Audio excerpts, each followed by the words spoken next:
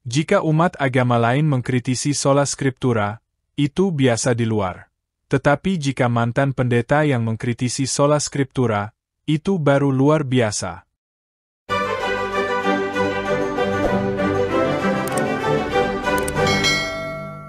Salve, saudara dan saudari. Semoga hari ini berkat Tuhan berlimpah atas diri dan keluarga Anda.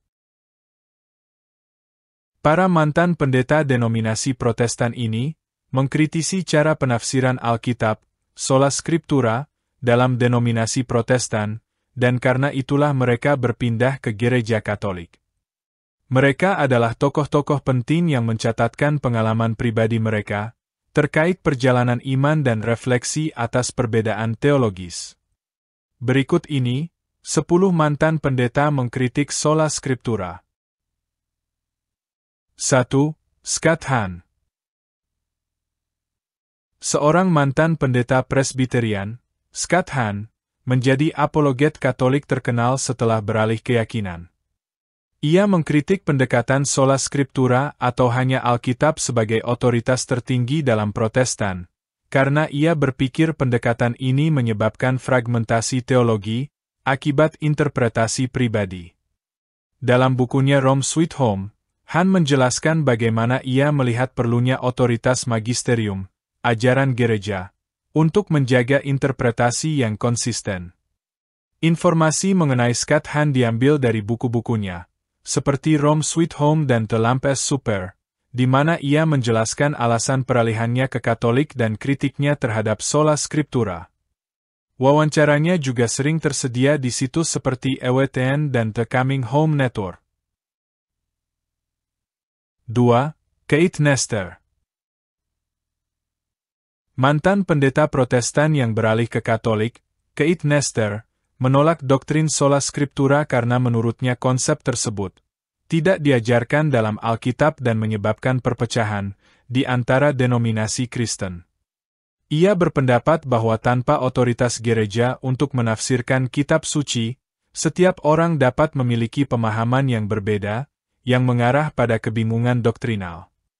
Nester menegaskan bahwa Alkitab sendiri muncul melalui tradisi suci yang dijaga oleh Gereja Katolik, sehingga keduanya tidak dapat dipisahkan. Ia percaya bahwa otoritas gereja sangat penting dalam memastikan ajaran Kristen tetap sesuai dengan kebenaran ilahi. Informasi mengenai pandangan Keith Nester tentang sola scriptura berasal dari beberapa sumber. Dalam video YouTube berjudul Why I Can't Accept Sola Scriptura, Nester menjelaskan alasan penolakannya terhadap doktrin tersebut. Selain itu, dalam sebuah diskusi di podcast The Cordial Catholic, episode 066, bersama Matt Swaim, mereka membahas masalah yang mereka temui dengan konsep sola scriptura, dan bagaimana mereka menemukan solusi dalam ajaran Gereja Katolik. 3. Ulf Ekman. Seorang mantan pendeta megachurch asal Swedia, Ekman, adalah pendiri gereja karismatik Word of Life. Setelah bertahun-tahun dalam ketidakpastian, ia pindah ke gereja Katolik bersama istrinya dan mengkritik pendekatan Protestan, yang dianggap terlalu bebas dalam menafsirkan Alkitab, tanpa tradisi apostolik. Tentang Ulf Ekman, banyak ditemukan dalam pernyataannya sendiri, setelah ia dan istrinya masuk Katolik pada tahun 2014. Situs berita gerejawi seperti Catholic News Agency dan artikel lokal Swedia mengulas transisi ini, termasuk kritiknya terhadap perpecahan dan fragmentasi Protestan. 4. David Anders. Mantan pendeta gereja evangelikal, Anders mengkritik sola scriptura yang menurutnya gagal memberikan panduan definitif untuk kepercayaan Kristen. Ia menemukan konsistensi dalam tradisi gereja Katolik, terutama dalam memahami Alkitab melalui konteks sejarah gereja. David Anders memiliki acara populer berjudul Call to Communion di EWTN, di mana ia sering membahas kritiknya terhadap teologi Protestan. Informasi mendalam mengenai peralihannya juga terdapat di blog dan artikelnya di The Coming Home Network. 5. John Henry Newman. Awalnya seorang pendeta Anglikan dan tokoh penting dalam gerakan Oxford, lalu Newman beralih ke Katolik. Ia mengkritik sola scriptura dan fragmentasi teologis dalam Protestan, menekankan perlunya otoritas apostolik dan tradisi gereja. Dalam bukunya An Essay on the Development of Christian Doctrine, ia menjelaskan bagaimana tradisi dan ajaran Katolik memberikan kontinuitas yang lebih jelas dalam iman Kristen. Sumber utama adalah karya-karyanya sendiri, seperti Apologia Pro Vita Sua dan An Essay on the Development of Christian Doctrine.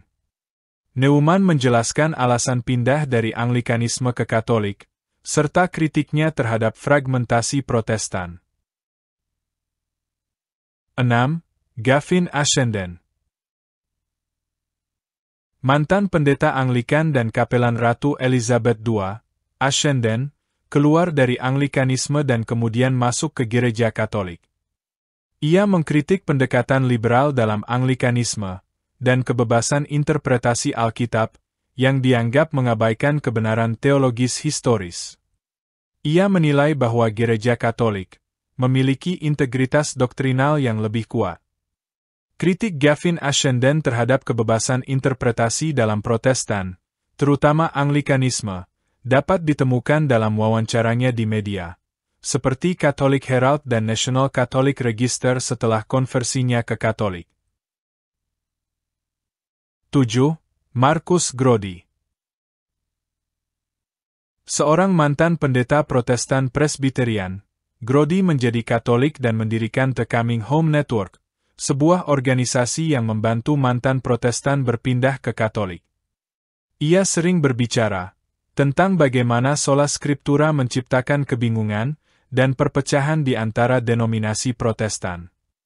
Dalam pandangannya, Alkitab memerlukan interpretasi yang dipandu oleh otoritas gereja, bukan opini pribadi.